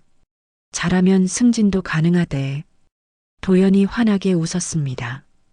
드디어 우리 인생이 펴지는구나. 명자가 자리에서 벌떡 일어났어요. 얼굴에 희색이 가득했습니다. 그 재단이 얼마나 큰 데인데. 거기 프로젝트 하면 우리 아들 진급은 확정이네. 명자가 아들의 어깨를 두드렸습니다. 오랜만에 보는 환한 미소였어요. 예진만 바라보지 않았습니다. 예진은 식탁에 앉아 손을 꼭 쥐고 있었어요. 박현수 의료재단. 아버지의 재단이었습니다. 가슴이 두근거렸어요. 불안함이 밀려왔습니다. 예진아, 너도 기쁘지? 남편이 물었습니다. 응, 축하해. 예진이 억지로 웃었습니다. 하지만 그 미소는 금방 사라졌어요. 다음 날부터 명자의 태도가 조금 달라졌습니다. 여전히 차갑긴 했지만 노골적인 구박은 줄었어요. 아들이 승진할 거라는 기대 때문이었습니다. 이제 좀 살만하겠네. 도연이가 승진하면 월급도 오를 거고. 명자가 혼잣말처럼 중얼거렸습니다. 하지만 예진의 몸은 나아지지 않았어요. 출근하고 돌아오면 녹초가 됐습니다. 밤마다 배가 당겼어요. 하지만 말할 수 없었습니다. 또 누워있으면 명자가 뭐라고 할까 봐요. 2주일이 지났습니다. 어느 수요일 오후였어요. 예진은 회사에서 서류 정리를 하고 있었습니다. 그런데 갑자기 아랫배에서 묵직한 통증이 느껴졌어요. 예진이 배를 움켜쥐었습니다. 통증이 점점 심해졌어요. 숨을 쉴 수가 없었습니다. 예진 씨, 옆자리 동료가 놀라 일어났습니다. 괜찮아요. 예진이 힘없이 말했습니다. 하지만 괜찮지 않았어요. 시야가 흐려졌습니다. 온몸에서 식은땀이 흘러내렸어요. 안 괜찮아 보이는데요. 얼굴이 새하얘요. 동료가 예진을 부축했습니다. 그때였어요. 예진의 몸이 앞으로 쓰러졌습니다. 예진 씨, 동료들이 소리쳤습니다. 예진은 바닥에 쓰러진 채 배를 감싸쥐고 있었어요. 정신이 아득했습니다. 누가 119 불러요. 누군가의 목소리가 들렸습니다. 예진은 희미한 의식 속에서 생각했어요. 우리 아기. 구급차가 도착했습니다. 예진을 들것에 싣고 병원으로 향했어요. 가까운 병원은 박현수 의료재단 소속 병원이었습니다. 응급실 문이 열렸습니다. 간호사들이 달려왔어요. 환자 정보를 확인하던 간호사가 갑자기 얼굴이 굳어졌습니다. 잠깐만요. 이분 박예진 씨 맞죠? 네, 맞는데요. 구급대원이 대답했습니다. 이분 주민번호 확인 좀 해주세요. 간호사가 다급하게 말했습니다. 확인을 마친 간호사의 얼굴이 창백해졌어요. 이사장님 따님이세요. 순간 응급실이 술렁였습니다. 의사들이 달려왔어요. 간호사들이 바쁘게 움직이기 시작했습니다. VIP 병실 준비, 산부인과 과장님 호출, 이사장님께 연락, 응급실이 순식간에 난리가 났습니다. 예지는 희미한 의식 속에서 그 소리들을 들었어요. 안 돼. 들키면 안 되는데. 회사에서 연락을 받은 도연이 명자와 함께 병원으로 달려왔습니다. 응급실 앞에는 이미 많은 사람들이 모여 있었어요. 저기요, 박예진 환자 어디 있나요? 도연이 간호사에게 물었습니다. 보호자 되시나요? 네, 남편입니다. VIP 병실로 옮겨졌습니다. 6층입니다. VIP 병실이요? 도연이 당황했습니다. 명자도 눈을 크게 떴어요. 왜 우리 며느리가 VIP 병실로? 명자가 물었습니다. 부의사님이시잖아요. 간호사가 당연하다는 듯 말했습니다. 부의사? 명자의 입이 떡 벌어졌어요. 네. 박현수 이사장님 따님이세요. 재단 부의사이시고요. 간호사의 말에 명자는 그 자리에서 얼어붙었습니다. 도연도 마찬가지였어요. 두 사람은 서로를 쳐다봤습니다. 뭔 소리야? 명자가 떨리는 목소리로 말했습니다. 6층으로 올라가시면 됩니다. 이사장님도 곧 오실 거예요. 간호사가 안내했습니다. 도연과 명자는 멍한 얼굴로 엘리베이터에 올랐어요. 6층에 도착하자 더 놀라운 광경이 펼쳐졌습니다. 의사들과 간호사들이 분주하게 움직이고 있었어요. 저기 박예진 환자는 도연이 말을 꺼내려는데 복도 끝에서 한 남자가 빠르게 걸어오고 있었습니다. 60대 중반의 남자였어요. 양복을 단정하게 차려입고 있었습니다. 내 딸 어디야? 그 남자의 목소리가 복도에 울렸습니다. 박현수였어요. 의사들이 그에게 달려가 상황을 설명했습니다. 명자는 그 모습을 보며 다리에 힘이 풀렸어요. 며느리가 정말 이사장의 딸이었습니다. 믿을 수가 없었어요. 박현수가 병실로 들어갔다가 나왔습니다. 그의 얼굴이 굳어 있었어요. 복도에서 도연과 명자를 발견했습니다. 당신이 내 딸 남편이요? 박현수가 도연을 쳐다봤습니다. 네. 도연이 떨리는 목소리로 대답했습니다. 그리고 당신이 시어머니고. 박현수가 명자를 봤습니다. 그 눈빛이 차가웠어요. 내 딸을 이렇게 만든 게 누구요? 박현수의 목소리가 낮고 무거웠습니다. 명자는 아무 말도 할 수 없었어요. 입술이 파르르 떨렸습니다. 과로와 스트레스 때문에 쓰러졌답니다. 임신부가 이렇게까지 무리하면 어떡합니까? 박현수의 말 한마디 한마디가 칼처럼 날카로웠어요. 복도에 있던 사람들이 수군거리기 시작했습니다. 저분이 이사장님 사위분이래. 시어머니가 며느리 구박했나 봐. 임신했는데 일을 시켰대. 어머, 재벌 며느리를 저렇게 부렸다고? 명자는 그 속삭임들을 다 들었습니다. 얼굴이 화끈거렸어요. 창피함과 충격이 동시에 밀려왔습니다. 의사 선생님이 한 달은 입원해야 한대요. 그동안 절대 안정입니다. 박현수가 도연을 쳐다봤습니다.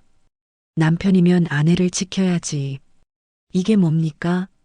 도연은 고개를 들 수 없었어요. 아무 말도 할 수 없었습니다. 명자는 벽을 짚고 겨우 서 있었습니다. 머릿속이 하얗게 변했어요. 지난 몇 달간 자신이 며느리에게 했던 말들과 행동들이 주마등처럼 스쳐 지나갔습니다. 돈도 없는 여자, 집안도 없는 여자, 짐. 그 말들을 했던 며느리가 알고 보니 이사장의 딸이었어요. 재단 부의사였습니다. 명자의 다리가 꺾였습니다. 주저앉을 것 같았어요. 도연이 황급히 어머니를 부축했습니다. 집에 가시죠, 어머니. 도연이 조심스럽게 말했습니다. 가자. 명자가 간신히 말했습니다. 두 사람은 복도를 빠져나갔어요. 뒤에서 사람들의 수군거림이 계속 들렸습니다. 엘리베이터에 탄 명자는 거울에 비친 자신의 얼굴을 봤습니다. 창백하고 늙어 보였어요. 손이 떨렸습니다. 이럴 수가. 명자가 중얼거렸습니다. 어머니, 닥쳐. 아무 말도 하지 마. 명자가 아들을 쏘아봤습니다. 도연은 입을 다물었어요. 병원을 나서는데 명자의 휴대전화가 울렸습니다. 회사에서 걸려온 전화였어요. 손이 떨려 거의 떨어뜨릴 뻔했습니다. 네, 최명자입니다. 최 과장님, 잠깐 통화 가능하세요? 부장의 목소리였습니다. 네, 말씀하세요. 저기, 좀 곤란한 얘기인데요. 박현수 의료재단이 우리 거래처잖아요. 명자의 심장이 철렁 내려앉았습니다. 그런데 오늘 재단 쪽에서 연락이 왔어요. 최 과장님 관련해서요. 저요? 네. 재단 쪽에서 불편해 하시는 것 같아서요. 내일 출근하시면 좀 얘기 나눠야 할 것 같습니다. 전화가 끊어졌습니다. 명자는 휴대전화를 손에 쥔 채 그대로 서 있었어요. 모든 게 무너지고 있었습니다. 아들의 승진도, 자신의 직장도, 체면도, 모든 것이요. 명자는 하늘을 쳐다봤습니다. 회색빛 하늘이 그녀를 내려다보고 있었어요. 차가운 바람이 불었습니다. 며느리를 무시하고 구박했던 모든 순간들이 이제 그녀를 향해 돌아오고 있었습니다. 벗어날 수 없는 현실이었어요. 명자의 긴 밤이 시작되고 있었습니다. 다음 날 아침 명자는 출근하지 못했습니다. 밤새 한숨도 자지 못했어요. 거울을 보니 눈밑이 시커멓게 그늘져 있었습니다. 10살은 더 늙어 보이는 얼굴이었어요. 회사에 전화를 걸었습니다. 손이 떨렸어요. 부장님, 오늘 몸이 좀 안 좋아서 병가를 내려고요. 최 과장, 오늘 꼭 나와야 돼요. 중요한 얘기가 있으니까. 부장의 목소리가 차갑고 단호했습니다. 명자는 전화를 끊고 힘없이 소파에 주저앉았어요. 오전 10시 명자는 회사에 도착했습니다. 평소보다 4시간이나 늦은 시각이었어요. 사무실로 들어서자 동료들의 시선이 느껴졌습니다. 수군거리는 소리가 들렸어요. 저분이 그 시어머니래. 재벌 며느리를 저렇게 구박했대. 임신한 며느리한테 일을 시켰다던데. 명자는 고개를 들 수 없었습니다. 자리에 앉자마자 부장실로 호출됐어요. 들어오세요. 부장의 목소리가 무거웠습니다. 명자는 문을 열고 들어갔어요. 부장은 책상에 앉아 서류를 보고 있었습니다. 얼굴을 들어 명자를 쳐다봤어요. 앉으세요. 명자가 의자에 앉았습니다. 다리가 떨렸어요. 최 과장, 솔직히 말할게요. 박현수 의료재단에서 어제 연락이 왔어요.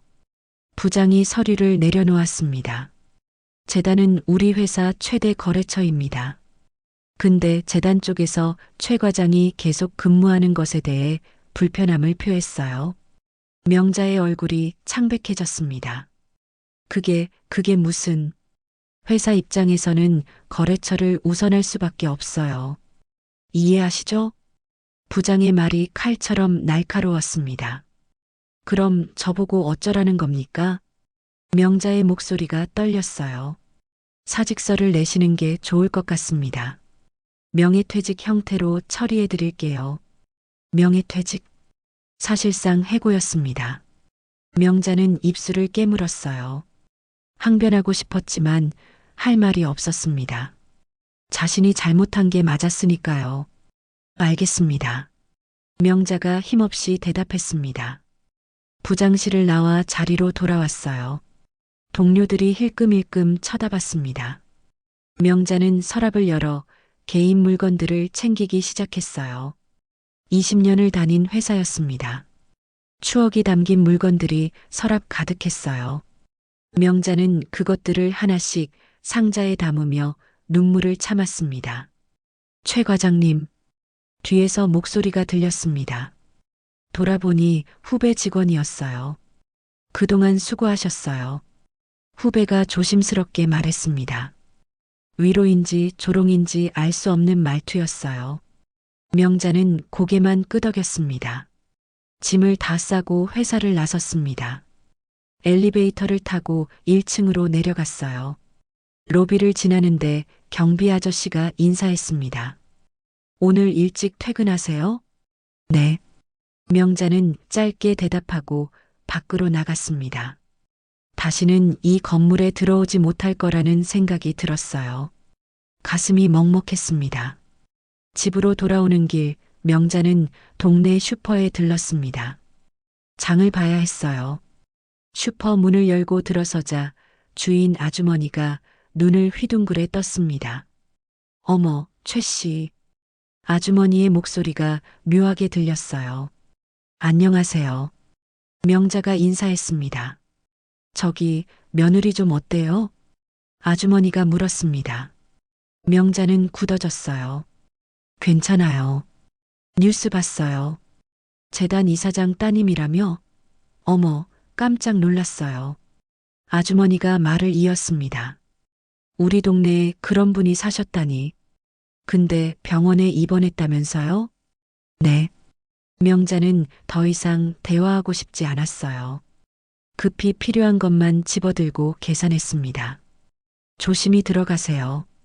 아주머니의 말에는 동정과 호기심이 뒤섞여 있었어요. 명자는 빠르게 슈퍼를 나왔습니다.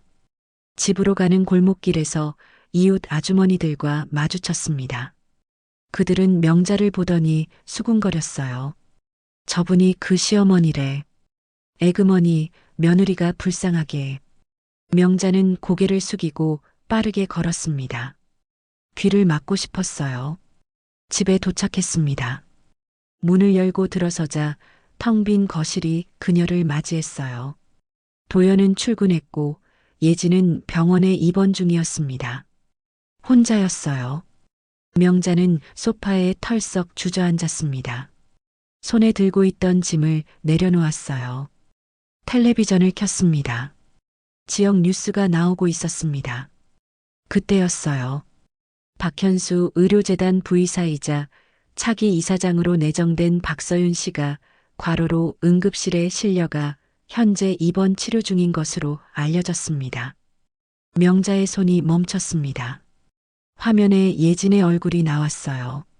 재단 행사에서 찍은 사진이었습니다. 단정한 정장을 입고 미소 짓는 모습이었어요. 박 부이사는 재단의 실질적인 경영을 담당하고 있으며 향후 이사장직을 승계할 예정입니다. 의료계에서는 젊은 경영인의 과로를 우려하는 목소리가 나오고 있습니다. 리모컨이 명자의 손에서 떨어졌습니다. 화면 속 예진은 자신이 알던 며느리가 아니었어요. 당당하고 품위 있는 모습이었습니다. 재단 관계자는 박 부이사가 곧 복귀할 것이라고 밝혔습니다. 뉴스가 끝났습니다. 명자는 꺼진 텔레비전 화면을 멍하니 바라봤어요. 자신이 무시하고 구박했던 며느리가 저런 사람이었다니. 휴대전화가 울렸습니다. 도연이었어요. 어머니. 응. 나 회사에서 잘렸어요. 도연의 목소리가 떨렸습니다. 명자는 숨이 멎는 것 같았어요. 뭐라고? 사장님이 부르시더니 재단 프로젝트가 취소됐대요. 그리고 나한테 책임을 물으시면서 도연의 목소리가 끊어졌습니다. 지금 집으로 가요. 전화가 끊어졌습니다. 명자는 휴대전화를 손에 쥔 채 그대로 앉아 있었어요. 아들마저 직장을 잃었습니다. 1시간 후 도연이 집에 들어왔습니다. 얼굴이 창백했어요. 눈이 충혈되어 있었습니다. 어머니. 도연이 어머니를 봤습니다. 명자는 아들을 쳐다볼 수 없었어요. 미안해. 명자가 작게 말했습니다. 뭐가 미안해요? 도연의 목소리가 떨렸습니다. 내가 예진이한테 잘못했어. 명자의 눈에서 눈물이 흘러내렸습니다. 어머니가 예진이한테 어떻게 했는지 알아요? 임신한 사람한테 일을 시키고 구박하고 심지어 때리기까지 했잖아요. 도연이 목소리를 높였습니다. 나도 알아. 내가 잘못했어. 명자가 울먹였습니다. 이제 와서 안다고 해서 뭐가 달라져요? 난 직장 잃었고 어머니도 잃었잖아요. 도연이 소파에 주저앉았습니다. 두 손으로 얼굴을 감쌌어요. 며칠이 지났습니다. 명자는 집 밖을 나갈 수 없었어요. 나가면 사람들의 수군거림이 들렸습니다. 슈퍼를 가도 시장을 가도 모두가 자신을 쳐다봤어요. 일주일이 지난 어느 날 집주인이 찾아왔습니다. 50대 중반의 남자였어요. 최 씨, 죄송한데요. 집주인이 난처한 표정으로 말했습니다. 무슨 일이세요? 명자가 물었습니다. 저희가 박현수 의료재단 병원을 이용하거든요. 제 와이프가 그 병원에서 치료받고 있어서요. 집주인이 말을 이었습니다. 그런데 이 집에 계시는 게 좀 그래서요. 눈치가 보여서. 명자는 무슨 말인지 알았습니다. 나가달라는 말씀이시죠? 죄송합니다. 다음 달 말까지만. 집주인이 고개를 숙였습니다. 명자는 아무 말도 하지 못했어요. 집주인이 나간 후 명자는 방 안을 둘러봤습니다. 30년을 살았던 집이었어요. 추억이 가득한 곳이었습니다. 이제 이곳도 떠나야 했어요. 그날 밤 명자는 홀로 거실에 앉아 있었습니다. 불도 켜지 않았어요. 어둠 속에서 지난 시간들이 스쳐 지나갔습니다. 예진이 처음 집에 왔던 날, 환하게 웃으며 인사하던 모습, 아침마다 부엌에 서서 식사를 준비하던 모습, 입덧으로 고생하면서도 참았던 모습, 명자는 그 모든 순간에 며느리에게 차갑게 대했어요. 무시하고 구박하고 심지어 때리기까지 했습니다. 내가 뭘 한 거야? 명자가 중얼거렸습니다. 눈물이 흘러내렸어요. 직장도 집도 체면도 모든 것을 잃었습니다. 하지만 가장 큰 것을 잃은 건 며느리의 신뢰였어요. 명자는 방으로 들어가 서랍을 열었습니다. 오래된 사진첩이 나왔어요. 남편과 함께 찍은 사진들이 가득했습니다. 남편은 10년 전에 세상을 떠났어요. 여보, 내가 잘못했어. 며느리를 사람 취급도 안 했어. 명자가 사진을 쓰다듬으며 울었습니다. 새벽까지 잠을 이룰 수 없었어요. 명자는 창밖을 바라봤습니다. 동이 트고 있었어요. 새로운 날이 밝아오고 있었습니다. 하지만 명자에게는 어둠만이 가득했어요. 스스로 만든 어둠이었습니다. 방문을 여는 소리가 들렸습니다. 도연이 일어난 모양이었어요. 거실로 나오는 발소리가 들렸습니다. 어머니, 안 주무셨어요? 도연이 어머니 방문 앞에 섰습니다. 응, 나도 못 잤어요. 도연이 방 안으로 들어왔습니다. 어머니 옆에 앉았어요. 우리 이제 어떻게 해야 돼요? 도연이 물었습니다. 모르겠다. 명자가 힘없이 대답했습니다. 예진이한테 가야 되는 거 아닌가요? 뭐라고 말해? 미안하다고? 그게 되겠니? 명자의 목소리가 떨렸습니다. 그래도 가야죠. 우리가 잘못했으니까요. 도연이 말했습니다. 명자는 대답하지 못했어요. 가고 싶었습니다.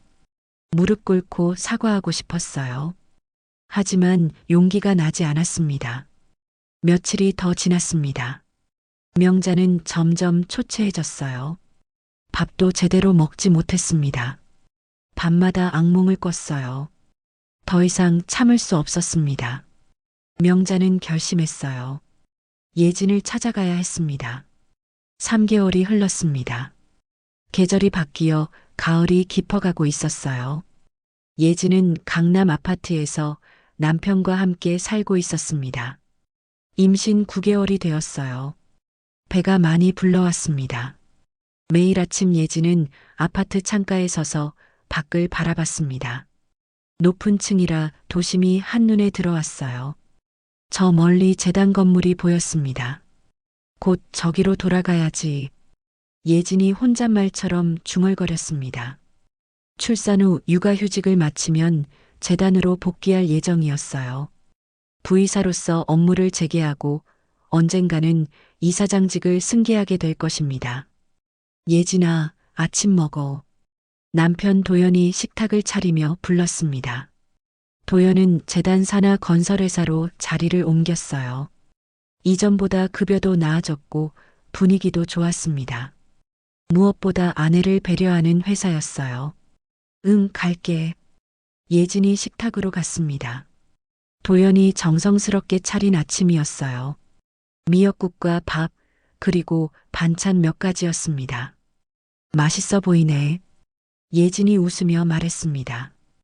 임신부는 잘 먹어야지. 도연이 아내의 그릇에 국을 더 떠주었습니다. 예진은 행복했어요. 도연은 변했습니다. 이제는 진짜 남편 같았어요. 식사를 마치고 예진은 소파에 앉아 배를 쓰다듬었습니다. 아기가 활발하게 움직였어요. 아가야, 엄마 목소리 들려? 예진이 배에 대고 속삭였습니다. 아기가 대답하듯 발로 찼어요. 예진은 미소 지었습니다. 초인종이 울렸습니다. 도연이 문을 열었어요. 택배 기사였습니다. 박서윤 씨 맞으시죠? 네, 맞습니다. 예진이 대답했습니다. 박서윤. 이제는 이 이름을 자연스럽게 쓰고 있었어요. 더 이상 박예진이 아니었습니다. 택배 상자를 열었습니다. 아기 옷들이 가득 들어 있었어요. 아버지가 보낸 선물이었습니다. 아버지가 또 보내셨네. 예진이 작은 베넷 저고리를 꺼내 들었습니다. 부드러운 천이었어요. 우리 아기 입으면 예쁘겠다. 도연이 옆에서 말했습니다. 두 사람은 아기 옷을 하나씩 꺼내보며 행복해했어요. 오후가 되었습니다. 예진의 휴대전화가 울렸어요. 명자였습니다. 한 달에 한 번 정도 연락이 왔어요. 안부를 묻는 정도였습니다. 여보세요, 어머님. 예진아, 나야. 잘 지내니? 네, 잘 지내요. 몸은 괜찮고? 네, 괜찮아요. 대화는 짧았습니다. 예전처럼 친밀하지 않았어요. 하지만 최소한의 예의는 지키고 있었습니다. 조심해라. 곧 출산이니까. 네, 감사합니다. 전화가 끊어졌습니다. 예진은 휴대전화를 내려다봤어요. 명자와의 관계는 회복되지 않았습니다. 아마 영원히 예전처럼 돌아가지 못할 거예요. 하지만 괜찮았습니다. 서로 존중하며 거리를 두는 것도 관계의 한 방식이었으니까요. 일주일 후 예진은 정기 검진을 받으러 재단 병원에 갔습니다. 병원 직원들이 공손하게 인사했어요. 부의사님, 안녕하세요. 안녕하세요. 예진이 밝게 인사했습니다. 이제는 익숙해졌어요. 자신의 진짜 신분으로 사는 것이요. 진료실에 들어갔습니다. 담당 의사가 미소를 지으며 맞이했어요. 부의사님, 아기가 아주 건강합니다. 이제 곧 만나시겠어요. 정말요? 예진의 얼굴이 환해졌습니다. 네. 늦어도 2주일 안에는 출산하실 것 같아요. 의사의 말에 예진은 가슴이 두근거렸습니다. 드디어 아기를 만나게 되는 거예요. 병원을 나와 복도를 걷고 있는데 아버지 박현수를 마주쳤습니다. 아버지는 회의를 마치고 나오는 길이었어요. 서윤아. 아버지가 딸을 불렀습니다. 이제는 서윤이라고 불렀어요. 아버지, 검진 받았니? 네. 아기가 건강하대요. 다행이다. 아버지가 딸의 머리를 쓰다듬었습니다. 아버지, 감사해요. 그동안 도와주셔서. 예진이 진심으로 말했습니다. 뭘, 당연한 거지. 아버지가 웃었습니다. 서윤아, 출산하고 나면 천천히 복귀 준비해. 급할 거 없어. 네, 알겠어요. 그리고 명심해. 내가 겪은 일들이 너를 더 강하게 만들었어. 이제 넌 진짜 리더가 될 수 있어. 아버지의 말이 묵직하게 다가왔습니다. 예지는 고개를 끄덕였어요. 네, 아버지. 3년 전에 하신 말씀 이제야 이해해요. 무슨 말? 이름을 버려야 진짜 나를 찾을 수 있다고 하셨잖아요. 예진이 미소 지었습니다. 정말 그랬어요. 박서윤이라는 이름을 버리고 박예진으로 살면서 진짜 세상을 봤어요. 사람들의 진짜 모습도 봤고요. 아버지가 딸을 안았습니다. 고생 많았다. 정말 잘 견뎌냈어. 이제 제 이름으로 살 거예요. 더 이상 숨지 않고요. 예진의 목소리가 단단했습니다. 2주일 후 예진은 진통이 시작됐습니다. 새벽 3시였어요. 도연이 황급히 병원으로 아내를 데려갔습니다. 분만실에 들어갔습니다. 진통이 심했어요. 하지만 예진은 참았습니다. 이 고통 끝에 아기를 만날 수 있다고 생각하니 견딜만 했어요. 힘내세요, 부의사님. 조금만 더요. 간호사가 격려했습니다. 예진이 있는 힘껏 힘을 줬습니다. 그리고 마침내 으아, 아기의 울음소리가 들렸습니다.